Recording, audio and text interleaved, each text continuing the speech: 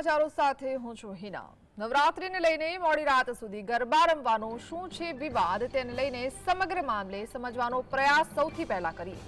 નવરાત્રીના તહેવારમાં મોડી રાત સુધી ગરબા રમવાની છૂટ આપવામાં આવી હતી। ગૃહ રાજ્ય મંત્રી હર્ષ સંઘવીએ ગરબા રમવા અંગે જાહેરાત કરી હતી।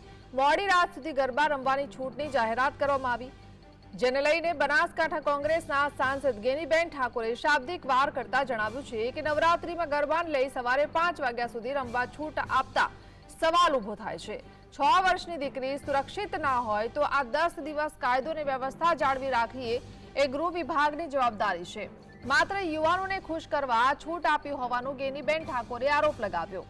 બીજી બાજુ મહિલાને સમય ઉઠાવતા હર્ષ સંઘવીએ પલટવાર કરતા જણાવ્યું છે કે ગુજરાતીઓ તેના ગરબાના કારણે વિશ્વભરમાં પ્રખ્યાત છે। આપણે 5 વાગ્યા સુધી ગરબા રમવાની વાતથી કેટલાકના પેટમાં દુખવા લાગ્યું છે। ગરબા અહીંયા ના રમીએ તો શું પાકિસ્તાનમાં રમવા જઈએ? જેના વાર પર ગેનીબેન ઠાકોરે પ્રતિક્રિયા આપતા શું જણાવ્યું સૌથી પહેલા સાંભળીએ।